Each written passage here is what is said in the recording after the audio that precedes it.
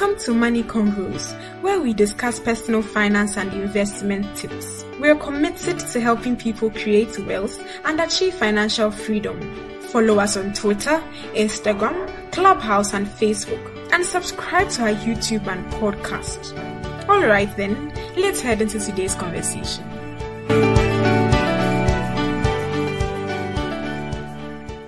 Good evening, Charlie. How are you doing? I'm doing great. How are you? I'm okay, my brother. I'm okay. All right. Just chilling, just living good low. So how we do? Yeah, I'm in a very different climate right now. It's hot over here. Yeah. Anyway, Charlie, so today's conversation, Ramith Sethi is at it again. He's at it. Even after our lights falling out, we still love Ramith. So we are still on it. We are on episode 5. And this just got me thinking, anyone following this will go like, hey, so these people, how would they even finish this series? Perhaps so that we can go and watch another series. But yeah, it's interesting. It's nice to take these things on every now and then. It's really good stuff. And we are on episode 5. This particular episode had, in fact, it's not about this episode. I think all of them, every episode, something comes about relationships and money because the guests or the people in it are usually in a relationship or something. So it comes up. But yeah, there are other themes to discuss. So we'll start with those other themes and then we get into the relationship side of things. I think there are certain things that would be quite key to you as a young man about starting life. But do you have any general thoughts before we get into some themes I picked up? Yeah, I think this episode was generally good. As you said earlier, we saw different situations, that from a young person making big life decisions, a couple making changes, a person, or generally people making big life decisions and trying to get their things together. So this episode, I really enjoyed it and I can't wait to get into it. Yeah, true. It was generally positive, the things were not so glaring, I guess, because not too many new people were introduced and their issues were not so heavy. But I also liked, you remember the lady, I think maybe that's what you're referring to, the lady who just decided she'd sell her condo. At least seeing people come around on certain decisions is nice. It shows that there's hope. You can have a certain mindset, but there's hope. You can turn things around and things will be good. So speaking of turning things around, the first thing I want to pick up on is something Ramith said. He said, confidence comes from competence. I turned that around to say competence breeds confidence. As we watch these episodes, we pick up on people who feel like they are really bad at money. They are not good at, somebody you say they are not even good at math to add things up. Living beyond their means, they are in debt, they don't want to figure things out. But through this journey, you get to know the things that you need to know and you get to build some competence. And as you start practicing that competence, you start practicing the principles that are taught, you build a level of confidence. And over time, it just keeps building and building and building. You don't get confidence from doing nothing, so it's, at least that's something I picked up on. Any thoughts on that? Did you also observe that? Yes, so you would notice, I think, was it Frank? Ramith put him to the task to break down his finances, basically. So when Ramith meets you, he tells you, look, tell me your rich life. Write down your rich life for me. Let me know what you are spending on, what you want to spend on, where you are now and where you want to be. And he said no, the task was very difficult for him and he's not good at math, as you said. But when Ramith came, he had done it perfectly and Ramith narrated whatever he had written down for him to know the actual situation is in. So I think it boils down to mentality that we have, that sometimes we are not experts at maths or we don't know maths, so we need someone professional or someone who knows it to break down our finances for us. But money is something we can learn on our own, and we have a lot of examples that show that we can learn some of these things on our own. Putting your finances in place, basic things like budgeting, is something you can do on your own, and everyone can learn it. Yeah, that's a good point. We can all learn these things on our own. Yeah. And speaking of learning things on our own, another theme that I picked up on was how we can learn is by watching role models. Growing up, a lot of our perspective about money was about how we were raised, how our parents dealt with us, how people around us dealt with us. So we may be stuck in a certain mindset about money, either a very healthy one because it comes naturally to us because that's how we've been raised, or an unhealthy one because we just don't look at the money or somebody else deals with it, or we just don't have any money at all, you know. So the concept of role models came to play. You know how I don't know the names. You are better at the names than me, but the person Frank. who that was the same Frank, right? That was Frank, yeah. Yeah, won money on 150K in a game show. Got to meet another person who won 100K in another game show, you know, or reality show, and so they got to have a conversation about how things were done, and even the person was to be the role model. She admitted that she made some mistakes. You know, for me, this concept of role model, it cuts across other aspects of our lives, where maybe to me and you, then it's like certain things, they are normal because you've seen people do it. You've seen the possibilities. Even if we didn't grow up with people like that in our families, we sought out those kind of examples. And then you contrast with some other people that their reality is nowhere anywhere near ours, right? And so they can't see how certain things are possible. I think about one of the times when I was really motivated to go into the MBA. A friend of mine, Kukua, introduced me to the husband of another friend of his. Eventually, I met all these people, and he was at Harvard at the time, and we had a nice conversation. He gave me a whole lot of vim, made me see the hope. You know, how we could get it done and all that. And lo and behold, this conversation was in 2021. So 3 years later, here I am, graduated from Cornell, right? And it's all about the role models that give some hope. You know, I have another angle to even this role modeling and how we can help people. But what do you think about it? I think role models, they are really underrated. They really shape our mindsets, and mindsets drive the way we act in our everyday life. And so it's when you meet the right people, when you are fortunate to meet the right people, not just role models, people who can sponsor you and all of that, it helps in the trajectory of your thinking. Just like you said, what if you never spoke with your friend from who introduced you to the husband? Would things have been different? Probably. Maybe some courage you garnered from that conversation pushed you a little bit further. So I think role models play a critical role in our thinking in our lives. True. And so we need to seek out these role models. There are many ways to find them. You could look on the internet or go to somebody in church and say, please be my role model. Another thing is sometimes you don't have to even engage with the role model one-on-one.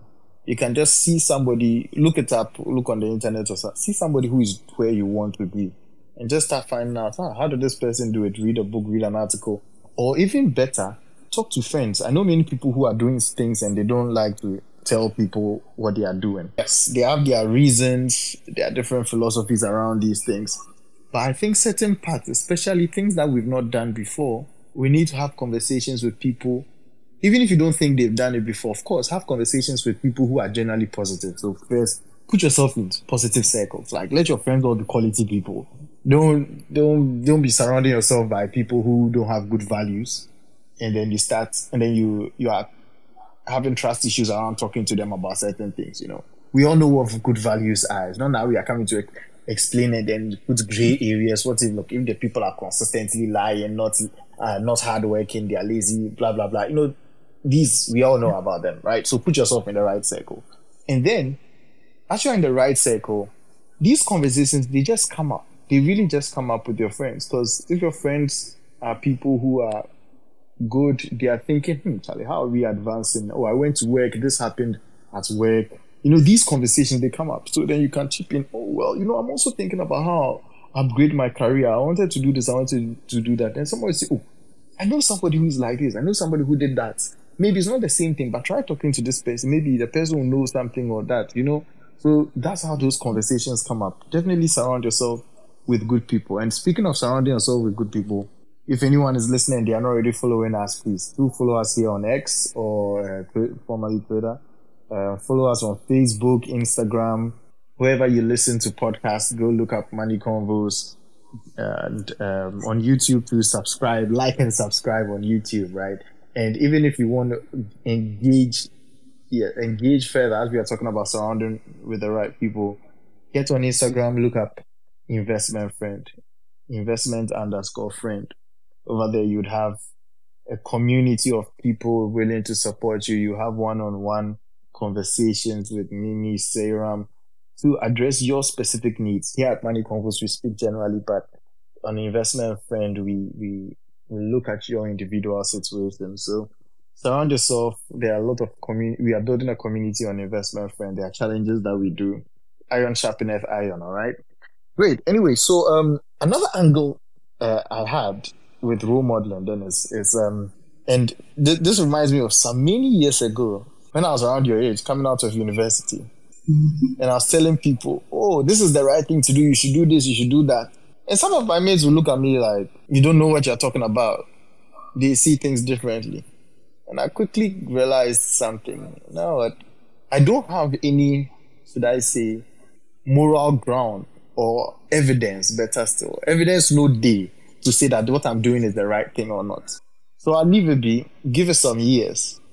When I've achieved the results of the things that I think are good behavior, I really wish my friends will also grow, and they wouldn't have to be stuck based on whatever thinking they were thinking. But at least people who are younger than me will be able to learn. At least, fortunately, just recently, a couple of days ago, I had a friend a friend of Douglas from back in the day, called thinking about schools and things. At least, in this life, you don't always have to tell people. When people see it, when people see the results of your beliefs, the results of the things that you practice, even though it was strange to them, with time, people will start gravitating towards you. Yes, some people, sometimes our mates just won't listen to us. Definitely, older people are highly unlikely to listen to us. Even the Bible says a prophet is not respected in his own hometown or something like that. So those ones, their inspiration have to come from somebody else, not you, right? So this also goes as a word of encouragement to you. Do you ever feel like the people around you are not, or around your age are not doing the right thing or something? What do you think? Yeah, I think oddly I've also begun to feel something like that. So I found myself, maybe because I'm fortunate enough to be interacting with a lot of older people who are older than me and are in good places, I have myself thinking very long term, where I want to be in 5-10 years, already planning how I'll plan my finances towards those things. And when I have conversations with my friends, they're like, Dennis, relax, you just came out of school, you're thinking too far ahead. So I'm like, are you not in a rush? In 8 years you'll be hitting 30, in 7 years you'll be hitting 30. Are you not? So I think probably I'm also feeling the same way about some of my friends, and it's maybe by the grace of God, if I reach where I want to be, they might see the benefits of maybe long-term thinking, or if they had thought of these things earlier, and then we would have all been at the top together. So yeah, I share in your sentiments. Yeah, that long-term thinking. Youth is funny, youth is really funny, especially in relation to money, where we say, oh, life is short, so you have to enjoy it. But when you are young, you don't have money to enjoy life properly. And by the time you have the money, you may not have the time and energy. You have other resources, other responsibilities like a family and all that. So sometimes I want, if I could have gotten to this level way faster, I would have liked it. And I had classmates who were in the MBA program who were 3-4 years younger. Can you imagine these people are getting out of their MBA from such a school going to these kind of jobs at this age? Wow. So there has to be a healthy balance, but we always need to focus on the prize, if people want to chill, as long as they'll be okay with the results that they'll get, like you were saying, in 7, 10, 15 years, if they'll be okay with that, they won't have any regrets at 30. Anyway, keeping it moving. So, this matter of windfalls, you know how Ramith said when he gets money that he was not expecting, he spends 50% anyhow he wants, guilt-free. Yeah. And then the rest he puts away or uses it for something purposeful. My question is, when we earn money out of windfall, is it any different? Does it give us a right to do anything? Or of course, there's nothing about rights, but it's more like, what do we want to do? What do we think is a better decision? What do you think? Should it be treated differently? I don't think so. I mean, money is money. Once you get unexpected money, maybe most commonly someone dashes you money and you don't know what to do with it. I mean, treat it as how you treat your personal income, or better still, put it away in your savings or investment till you decide what to actually do. But to spend it outright, I mean, that was odd for me. I have to point it out. That was odd for me from Ramith. But I mean, he did say everyone might have a different opinion. But I think when you receive money out of the blue, money you are not expecting, and you don't know what to do with it, you should put it away till you decide what to do with it. Yeah, true. I think money is money, right? Money is fungible, no matter how you earned the money. And these things are actually psychology. They can be driven. They can be explained by psychology and the way our brains work. For example, if you gamble and you earn 1,000 cedis, versus if you actually work hard and get a salary of 1,000 cedis, versus if somebody gives you a gift of 1,000 cedis, people see these things as different. For me, it's just 1,000 cedis in my bank account. How am I going to spend 1,000 cedis in my bank account? I was having a conversation with someone some time back, and we're talking about lose cash. I don't know the concept of lose cash, because every CD, every dollar has its purpose. Everything is going towards it. I have financial goals, right? And I guess, you know what? It comes back to that main point of having financial goals. Because if you have financial goals, you know that, okay, after my needs are taken care of, a couple of wants, then everything else is pushed into the main financial goal, or in fact, you might even start from the main financial goal after your bills are paid, before even the wants. You set enough aside for your financial goals. If you're trying to hit a certain target, you push the money there. So then after you reach that target, or after you've set aside that money, if there's any extra, then it goes to the wants. If the wants are covered, then it comes back to, So everything has its purpose. But personally, I think if we live life like this, if you get some opportunity, you blow money. Any money I did not plan to spend, I know for a fact I did not spend it well, So I think that's how it goes. And haven't we all been at that place where you go like, you know what, Charlie, right now, if I got some lose $500 or some lose $1,000, it would be really nice. And then when you go back in your mind, you go like, yeah, but Charlie, you have some money that you spent frivolously. Just this week, I was thinking, I knew I had to buy some jeans and some things, and I was like, you know what, I've moved, I'm setting up and all, but I'm just going to focus on the essentials for now. And then when the next paycheck comes, we can see if there's room for the other things. Just keep wearing older clothes. But anyway, what do I know? Yeah, Charlie. So now let's get to some juicy conversations. The parts that have to do with like relationships, or actually before that, are there any other themes that you picked up on that were maybe non-relationship themes? I mean, should we talk about Sofina, the young lady that's selling her condo, before we get into the married people? True. Let's get into that. That's a good point. Yeah. Take charge, bro. What do you think? Okay, so Ramith was impressed, and I was also impressed, because initially she was like, the condo meant a lot to her. When we were arranging her priorities, buying a condo was number one on her list, to own a home of her own. That was part of her rich life. But after hearing what Ramit has to say, after hearing what the changes would mean for her, she completely went U-turn and then decided to change her mind and sell the house. And that brought, it came up to me like financial goals can change. You might have a very big goal, like to build a home of your own, or to buy an asset that you think will make you happy.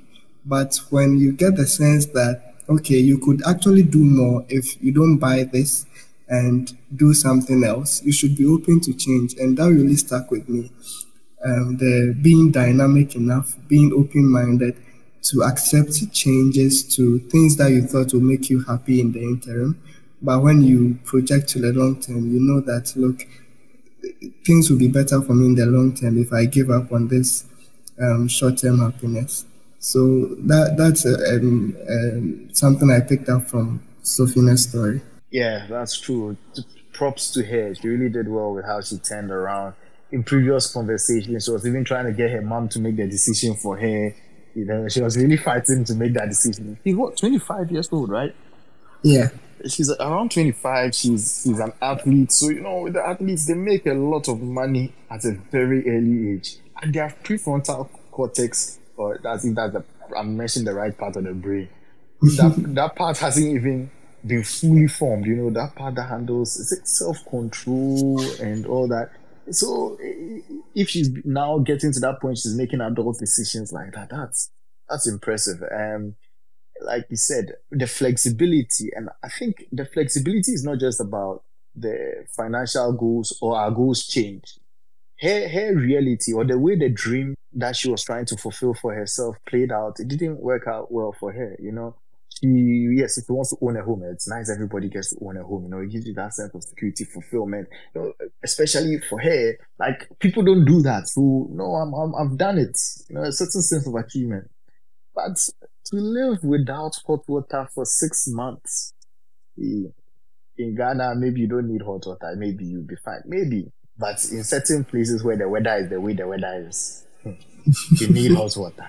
So for her to not be having hot water, for example, to be having to pay all those hidden fees of, she didn't expect, or not hidden, homeowner association. Like, you bought a house, you are paying your mortgage, but you actually have to be paying certain other monthly expenses. So the reality was different from what her dream was. So she had to come to terms with the reality and go like I have to make these changes in the short term to get back on track later. And like she said, okay, I'm gonna rent for now, but it's temporary, and I'll get back to owning a home. So props to her. Personally, I'm thinking about it. There's a decision that I've been agonizing. Me, you, and then talked about it some time back. Because I like my toys, I like my cars. Yeah. It's something that, and I've just been agonizing. What should I get? Should I get something temporary? Should I buy that dream Benz that we've been talking about? Because after all, on paper I can afford it. All these things, all these decisions, and for me, some of these decisions I know, not just for me, generally, like a home. These decisions, they can be quite emotional. They can also be about status symbols and all that. But something I keep trying to do for myself is, as I'm building up, I like to put a floor beneath me. I don't like things that will risk me falling from grace. So at least if I can build small to get to a certain point that I'm very sure I won't fall from under, that would be good, So it's the jury is still out on that decision. But who knows? God willing, next year we'll have that conversation again and we'll see how it ended up.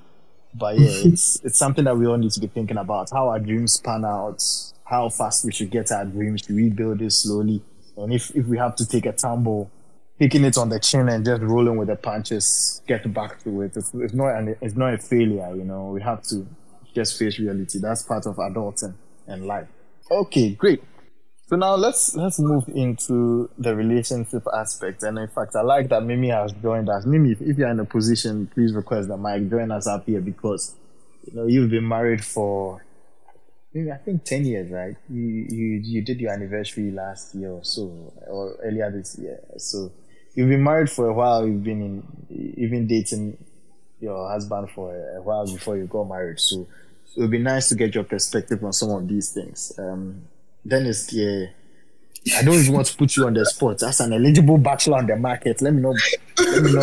Well, I still have perspectives. I still have perspectives. No. I mean, I'm not going to ask whether you are dating or for how long. That's what I mean. You still have perspective, yes. As somebody looking into the market, and actually, a lot of these questions will be right in your wheelhouse. So, first question that I was thinking about with relationships is like, when is it time to talk about money with someone who is new? Assuming, is new, or even if it's somebody that you've been dating, like. Let's just imagine, like, at what point do you say, let's start talking about money?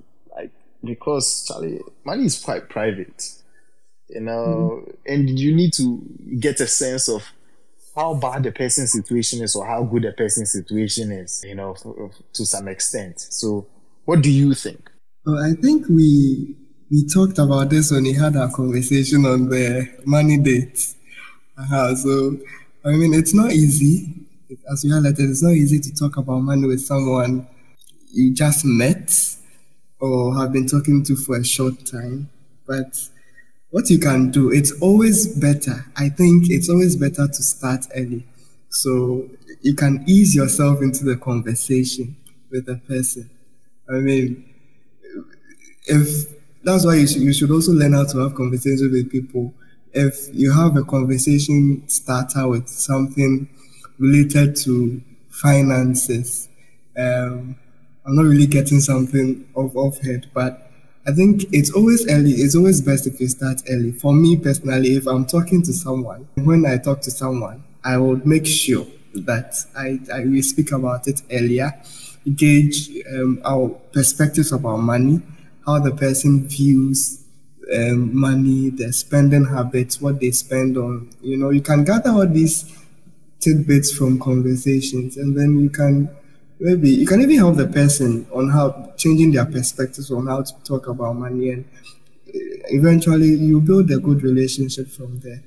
So that's what I also think. Okay. So it's not really about number of days, number of months, eh?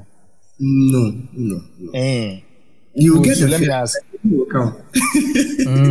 So you say you get a what? The feeling will come. You will just feel when the time is right, you will feel it. Hey, but sometimes you can get the feeling, but the feeling may be wrong. You know, heard about these things where some people say they got the calling to be passed, but actually the call didn't score. It always comes, but we avoid it. It's always sometimes it's knocking you. Just ask, but you just ignore it. It always comes. So, and it comes early. Like, let's talk about money. Let's see the person's knowledge about money. You try chat me, say, if on the first date, maybe I've been chatting with this person maybe for a week and we're going to link up the first time. And then I'm feeling that Zozy, I'm getting the feeling of the Zozy that now ask about money itself. As you ask on the first time I'm meeting this person within 1 week. You should ask, if the person is uncomfortable, you should ask. There's no harm in asking. There's no harm in asking. If the person is interested having the conversation about money, you know right there and then. If the person avoids it, then you advise yourself that it's a red flag. It's maybe not completely red, but it's getting there. Okay. So I think if possible on the first date, you should even ask something about that. Okay. You know what? Okay, that's fair. Let me offer a different opinion. Because I've had some different experiences. I think, generally speaking, as you are talking to somebody, you should be assessing them to see if they'll be a good person to be in a relationship in general. Hopefully, if they are a good person in general, the money side of things will be less difficult to deal with. Or by the time you have to deal with that, if it's a deal breaker, fine, at least. It is what it is. Let me be more specific. What I mean is, there are certain people. It's possible that you meet somebody and you can talk to the person about money very early on, and the person is comfortable with talking about money very early on, and it's okay. It's all right. And that's great. you all move. So that's fine. It's also possible that you meet somebody, you want to talk to the person about money early on, and the person is like, whoa, it's private. Like, why are we, nah, let's not do this. The person may even be turned off by you doing this. The reason, and the person may have very valid reasons. Of course, we can easily rule out the nefarious reasons. Like the person just, the person is bad with money, so they are not able to talk about it. Fine, there's that possibility. I don't dispute that. But let's just assume, what could be the reason why somebody who is good with money would not be willing to talk about this with money, with somebody new? Why? Because the person may like the way the dating scene is. You meet a lot of people. It's private information. Should you be sharing private information with so many people? Because if they are going to be making their decision about you within 1 week or 1 month, and every month there's someone new, or there's a possibility that there may be someone, if this doesn't work out, I'm going to be moving on to the next person. Like, am I always going to be sharing my personal information with so many people? How do they know that they are sharing that information with you? You go and tell other people. Or even worse, like when you're in certain parts of the world where somebody will actually use that information badly, like somebody just start asking, hey, then you're doing well, then let me ask you for money. Like, there are all these concerns and they are all very valid, right? So for me, I think, I'm ready to have the conversation right off the bat. I'm ready. So I wait for the opportunity. When that person, if it comes up with the person, if the other person brings it up, then great.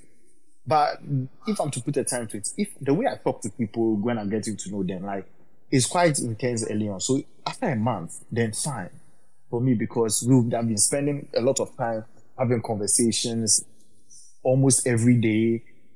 So within a week, within 2 weeks, we are getting to know each other very well. Within a month, actually, we know each other pretty well enough. It's just left with enough experience, but we've exchanged enough information about each other. After a month, fine, it can come up, but I won't force it before a month, and if after a month, I've gotten to know this person so well, and the person is still, I feel like we're at a place where we know each other well enough. And it's not, I shouldn't feel like a stranger asking you about your finances and you're acting some type of way. No, I'll still give it some grace. By month 2. And then at that point, I think it's about you as an individual. How patient can you be about different things? If you're not patient with certain things, then fine. You know what? This is also another thing for you to assess. If you're going to have to be with somebody who is going to require so much patience of you, that's also a problem, right? So if it can happen within certain levels of comfort zone or a little extended, then okay, So I'll just say give people some grace, not so immediately. But if you're also the kind who, as you're getting to know someone, you only talk to them once a week, then the 1 month won't work. Because I said, like, the 1 month, I'm operating on the assumption that we talk almost every day. And we have deep conversations almost every day. You get me? Like, if that's the kind of thing that you're doing, then fine, you can accelerate the timing. But if you are on a slow thing, you only talk to someone once a week, and even that just vibes, not really deep conversations, that's okay. I know someone who, I was talking to someone, and the person, like, we got to talking about certain money and money related things, like within after a month or so. And the person was like, wow, like, they've dated people for 3 years and they've never had a conversation about money. Some people, 2 years, like, it's interesting because I guess my life is very different from other people's, but it's interesting how people are able to go by for so long without even discussing some of these money things. Like, someone was even telling me about another friend. They've dated for years, they've gotten married, and the woman is like, yeah, but like, yeah, there are tough times. Like, I expect that the man should just know how to do certain things, or know that he should support me in this other way, or help with my family. I'm like, did you all ever have this conversation? No. So why are you having expectations in your head you have not communicated to that person? Anyway, that's a conversation for another time. But Dennis, I hope you get my perspective. I encourage you to just give some grace, Okay. Yeah. But also sometimes the way the person will throw it down, too matters. Like, if the person explains, oh, listen, like, we are just getting to know each other. Let's give it some time. I'm open to having the conversation, but just not now. That's good. But if the person comes with some kaklayo behavior, like, nah, how dare you? What kind of this? I'm not telling you anything about, like, that's definitely telling you something about the person's character, not even the person's money sense. You get me? So, yeah. Interesting how these things all work. Oh well. Yeah, so Ramit also talked about 3 questions that you should ask when you're getting to know someone. He said the first one is like show numbers. He said 3 questions, but each question has sub questions. So the first one is about numbers, like how much do you make, how much do you owe, and how much is in your bank account right now. Ali, I be deep. Oh. It's so deep. Oh my Charlie. God. What do you think? It's too much. I It's mean, too much. how much do you owe? What's the cat? I mean, you talked about, revealing private stuff, but this is too private for how much do you make? I mean, okay, it's at the surface, but how much do you owe? No, it has sort of a negative connotation to it. So, what if they lie to you? Because I wouldn't tell you how much I owe.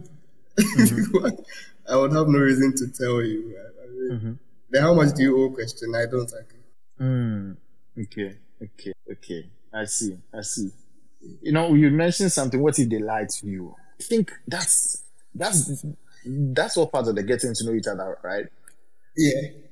Yeah, because for me, I have Charlie. This is one of those cases where, with age, I don't think it's about age. It's about experience. With some experience, I've come to understand that.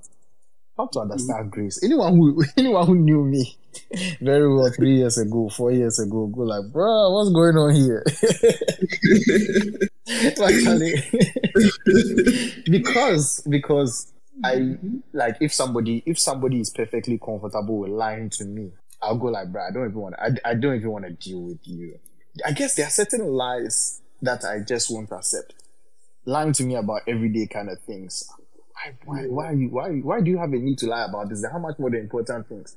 But there are also other things that getting to know people. You know, in the last, at least since 2023, I was back on the dating scene and getting to know people and all that. Bro, like, if I had to share for all this kind of information with all the people I just showed some level of interest in, bruh. I'm just tired thinking about it. Can you imagine how much of my filler is out there? Right. There's that. But even for me, I actually did not mind. I do not mind because I operate in a set. Like in the US, you can Google people's salary, you know, and there will be some general range of what is that? Oh, this person works at this kind of place. They do this kind of job. You'll see some different numbers thrown on the internet because there's that information.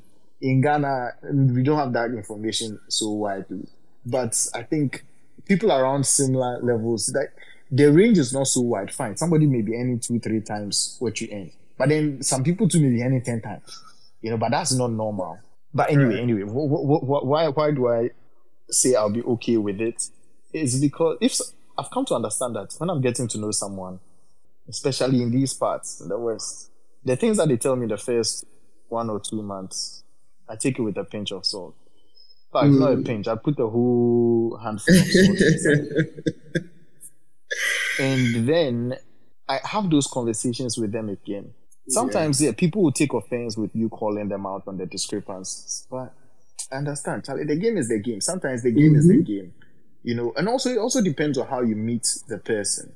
Like if you met someone you on a dating site, for example, total stranger to the person, they may hold back.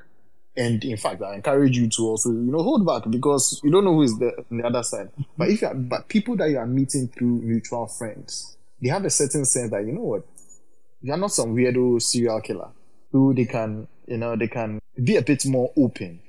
So all these factors come to play. It's not just a hard, fast, kind of thing. And if you've demonstrated, like, I know you then is to be a stand-up guy. But Major Mansa from nowhere doesn't know that.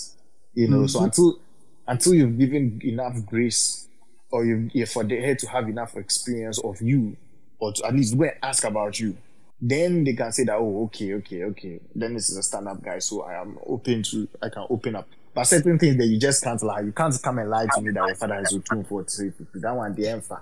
I won't accept it. Yeah. I won't accept it. But anyway, Charlie, grace. So and some of these questions, of course, this series is based in the US.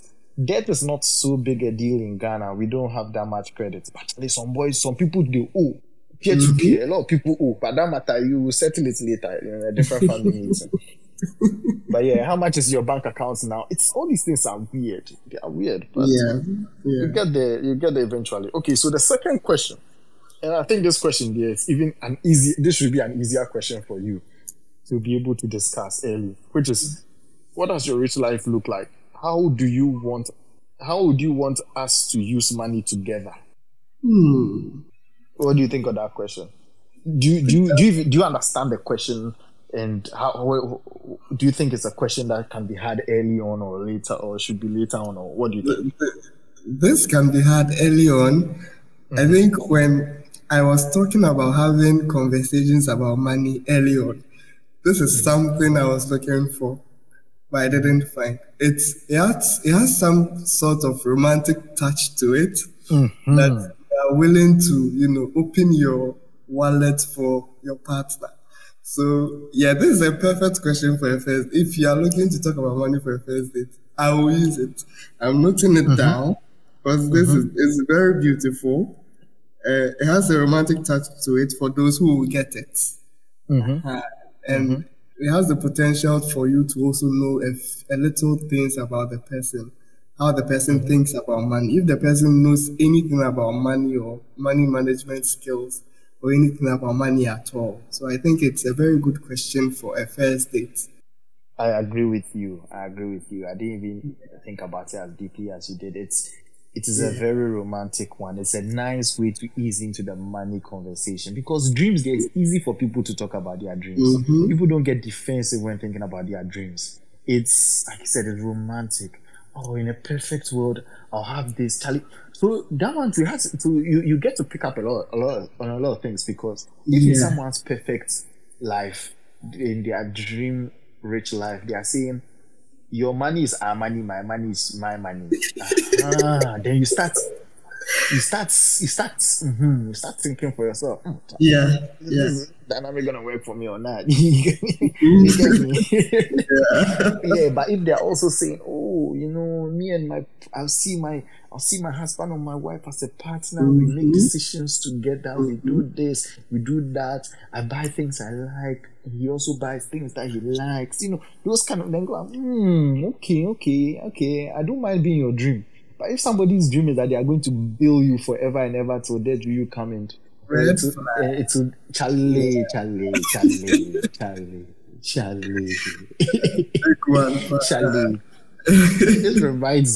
This reminds me of something. Digress. Total left turn back. When I was a kid, some people. So how sometimes, assuming you have like a less fortunate or less well-to-do family member, or some family members or some friends, or generally some people in society who fall on hard times, and then they'll say that, and then they'll have their prayers. Somebody will say, oh, they pray that this uncle will do very well so that they can give them money. They pray that this other person will do well so that they can give them money. They go like, so if you are going to be praying, why don't you pray that you do well so that you can give yourself the money? Yeah. There are some people that their prayer is that other people do well so that they can get them. Hey. Sometimes you hear people tell you are working very hard and people are using you as their budget, top line item. Charlie. No easy. It's not easy. Yeah, a friend was just telling me recently about how, at least in Nigeria, a lot of pressure is put on boy child, even right from an early stage. But your friends are doing this, your friends are doing that. What about you? I don't condone this kind of behavior, and I actually wouldn't say I even agree with how that conversation should go. But like, these are some of the things that make people go and do illegal things, go and do criminal activities. Because this thing, I was talking to my cousin, my younger cousin. He's around. Yeah, he's actually your mate. And I asked him, "Oh, Charlie, so are you seeing any girls?" He's like, "Bruh, I can't afford to date." Now, I was taken aback because at least in my head, actually, you just finished university. I'm telling you that for 4 years You didn't even find some girls that you were doing assignments with from group study to be pressing them small, be saying sweet words to them small. That's at least the whole.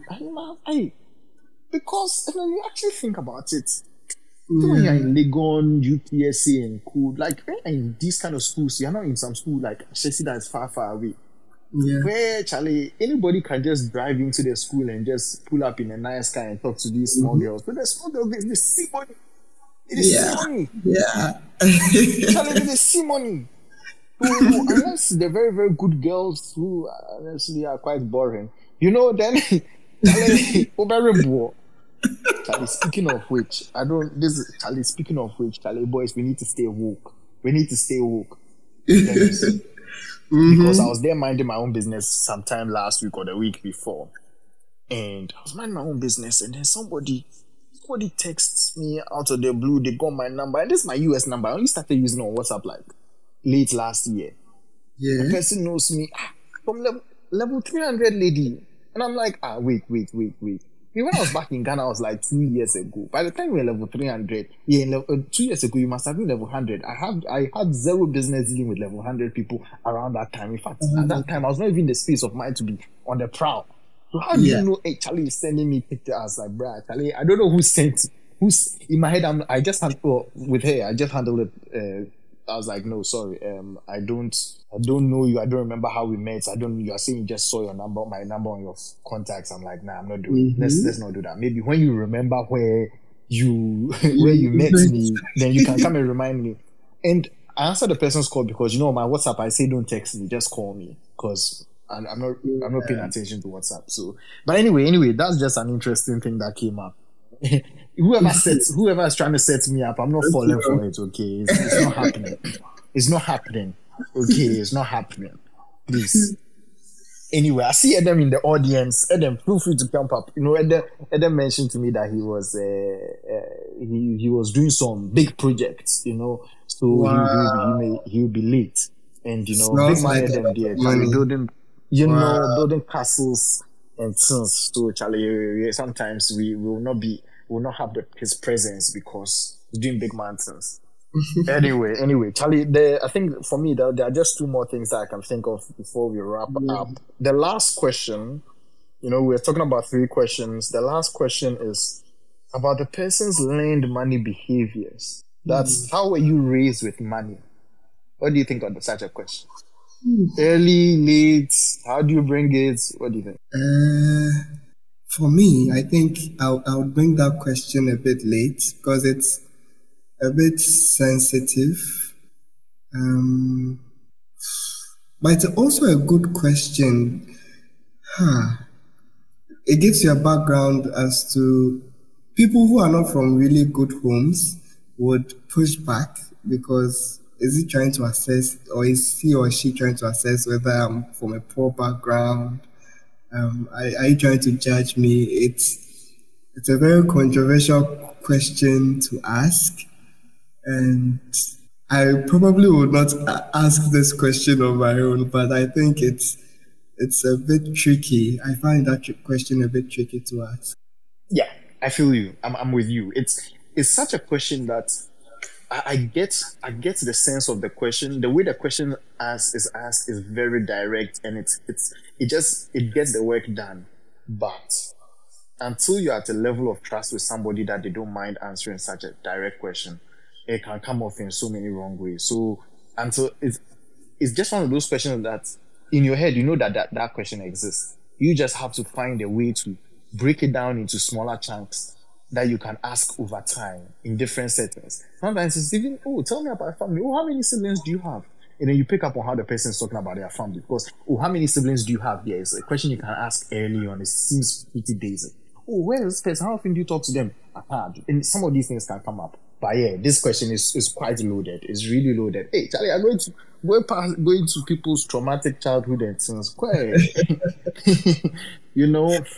and this thing you said, like, if it's somebody who did not come from so good a home as you, and good not in terms of, I know you don't mean whether their the family is good or not. So it's more about like Sika will feel like was there money at home or not. So, bro, it's real. It's real because one time I started talking to someone. I was like, Charlie, the way it's going, nah, this thing that you did there, I can't work with it moving forward, right? And then one of the things that the person brought up had to do with money, and I was like, bro, no, hold on, like, I'm actually taking offense that you are taking off, like you are bringing this, like, at which point have I ever made money an issue? You know, like, no, let's have it here on the record. Have I ever done this? Have I not even been willing to support in this and that in the person? But as the person was explaining herself, I got to realize certain people who are coming from certain backgrounds, like you said, like it's in their mind, they are aware of the difference between you and them already. You know, so they're already on guard about such a thing. So if you start bringing these things up there, Charlie, you may make the person run away. You know what? They'd rather just go for somebody who don't make them feel that glaring difference so much, you know. So yeah, Charlie. For example, me when I was around 22, 23, around that time, then I'll see a lady around my age who's driving Rolls Royce and go and say I'm interested in her. And I'll not even be attracted. Hey, rich man's daughter. I cannot keep up. Right now, they're fine. Right now, God has been good. So we can have a conversation and see what's going on. You know, right now, somebody can say that they want to bill me.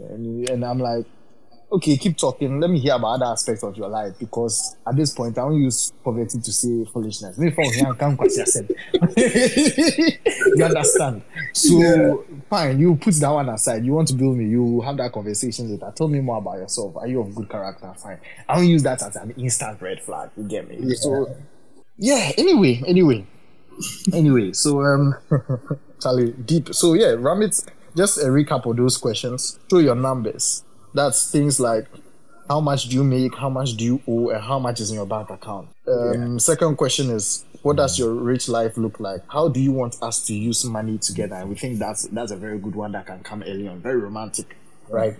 And then the last question Ramith suggested is talking about learned money behaviors. How were you raised with money? That's one is quite complicated, you know. So, you have to use some nuance and wisdom to get around that.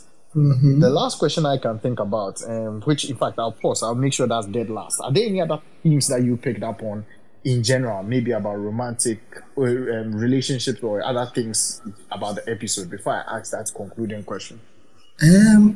So there was the last couple, I think it was Christian and Melly. I mean, their numbers looked great. Ramith was excited. But getting to the end of the episode, I mean, the man was talking about making some investments in DraftKings that has lost over 50,000, and the wife doesn't know. So I'm excited about the next episode, actually, to see what goes on. But boom, exactly. Yeah, that one. That was a good cliffhanger. Yeah, Charlie, it makes me think maybe we shouldn't wait so long to have episode 6. Maybe next month, somewhere in August, we need to do episode 6, because me now I'm waiting. You know, I've not been watching the series ahead of time. I would like to get it fresh. And then I've watched it like 5 times already. But you know what as the saying goes, great minds think alike. That's actually the question I was gonna ask for the last time, which is, Charlie, 1, will you tell your partner if you lose money? When and how will you tell? And in fact, it can go the other way around. Like, how soon would you want to know? I think how soon would you want to know? I think that one there is a very easy question. Everybody wants to know it immediately, right? Yeah. And as directly as possible. So I think that one is easy. So Charlie, let me ask you that question. Hey, today I'm taking the easy way out. I ask you the questions before I even ask for myself. So you're going to lose, and it's interesting. I know somebody who had such a situation and was part of why it's a 6-year relationship ended. Charlie, people, they do things so. But anyway, you let's hear your man. Let's hear what you think. Would I tell if I lose money? How soon and how? How soon and how? The $1 million question. So I mean, from the couple's perspective, I think maybe I get why the man didn't tell the woman early, because there was a bit of power play there. The man earns like 150,000 a year. The woman contributes 30,000 a year to the household. That's a total of 180K. And so the man might feel like, he contributes more to the household, and so he's entitled to keep some of these stuff to himself. He made the investment himself. So, but then the money is their money. It's money that they contributed together. So, for me, I would say it's early. Maybe I've not been in the situation before, so I'm saying things easier. But if I lost money which belonged to myself and my spouse, I would tell her earlier. Whether you tell her earlier or not, if the person will get angry, the anger will come. Let it come, and then let's figure out a way to remedy it. If we have to withdraw the money, if there's anything left to do another thing, then we do it. If you say it's early or late, the anger will come. The only difference is if you can do something about it. So for me, I think I will take the hard way and then tell earlier that, look, our money, we are losing value. We've lost thousands here. So I made a mistake. What do you think we should do?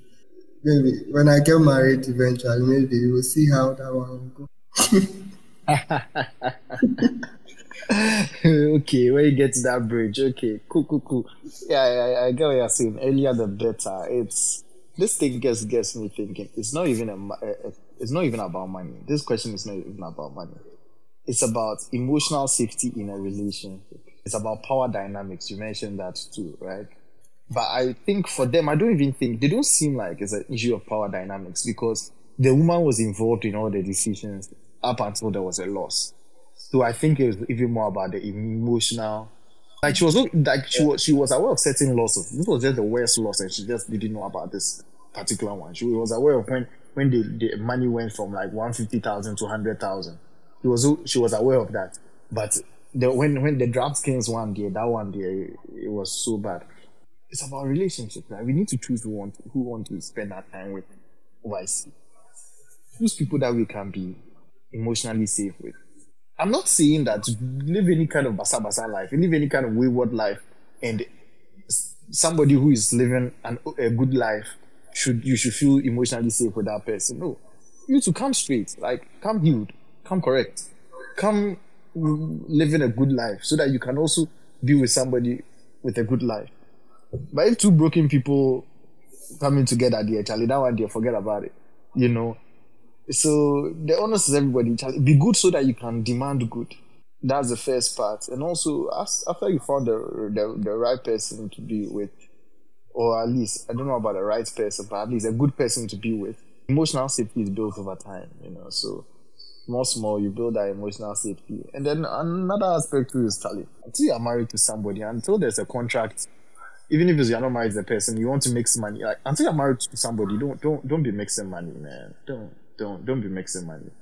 Until you are married, if you have to mix money, there should be contracts. They stating it in plain language.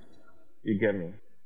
So yeah, for me, I don't think people should be doing those kind of things. And after you're married, then marriage is in itself is a contract and it kind of covers these things. And before you're married, hopefully you'd have had a discussion about how these things should be happening, you know. And if you haven't and you're listening to this, it's time to set up a money date.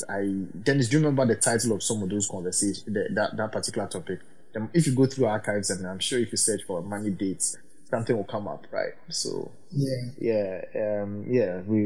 that episode we talked about how people can have conversations about money. I think it was around Val's Day. I think that particular discussion we had around Val's Day. Yeah, the title of the episode was Money Dates.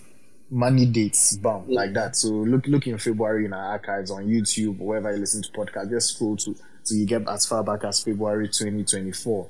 We talked about money dates. You can make it light, you know, and have monthly check-ins, have monthly or periodic check-ins, monthly, weekly.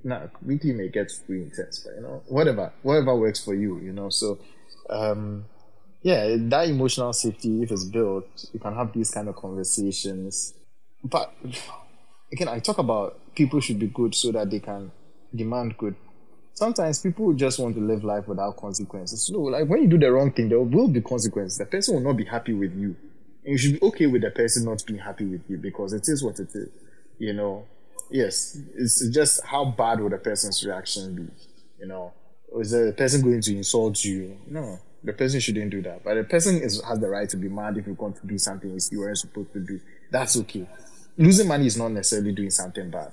But like, if you go and gamble when you had agreed you weren't supposed to gamble, and you went to gamble with the money, the person would be mad at you. The person has every right to be mad at you. Fine. Maybe the person shouldn't insult you and your ancestors and everybody. Yes, that one's crossing the line, so consequences. Anyway, on that bombshell, I strongly encourage everybody, build emotional safety. When you make certain money moves, own up to it as soon as possible and in good way, as direct as possible, and accept the L when it comes. Manage it. Oh well, Charlie, do you have any words of encouragement to get people to go watch this series? I mean, take a break from all the the Korean drama, the Korean drama, to go and watch such a series. It's pretty exciting when you watch these episodes. You get to witness the journeys these people go through, from sometimes having fights about money to them figuring out what's good for them in the future. So I would encourage everyone to go and watch it. We will tackle episode 6 pretty soon, and you can join in our conversation so that we have a very good time. Ramith said a quote that one I really resonated with it. He said, "A rich life is lived outside the spreadsheet." So after watching these episodes, after the plenty planning, after putting your finances together, also remember to live. But that's after you've done all this. Watch the right things, listen to money convos, and put your finances in order. So I would encourage everyone to go and watch it and join us for our next conversation on episode 6. That's great. That's a very good wrap up. Yeah, very good wrap up. After you've done what you need to do, the good life is outside the spreadsheet. Good one there. So yeah, hope to catch everyone next week. Next week we're having a conversation about taxes. If you ever wondered, like, why do we even get taxed? Why do we get taxed so much? What kind of activities should we be taxed on? People are complaining, why are they taxing on betting? Why are they taxing on people on social media? Why are they taxing? We are going to talk to an expert, tax law GH. I think his name is Michael. Yes, we are going to have a conversation with him, and so we are going to get into why taxes, why taxation, get everything clarified, so that when you hear taxes around your field of business or your investments, you have a better sense and you need to know what you want to do. And yes, this will be in a Ghanaian context, but it's good for people in the diaspora who are thinking about coming back to Ghana or coming to set up something in Ghana. It's all good. It benefits everybody. In fact, some of these principles will even apply even in the US setting, in Canada, in UK. We have a lot of people Japan. So this is just a good conversation about the general principles. Would serve you well. So do tune in 6:30 GMT next week on Wednesday. Hope to catch you. And until then, take care and be good. All right. Bye.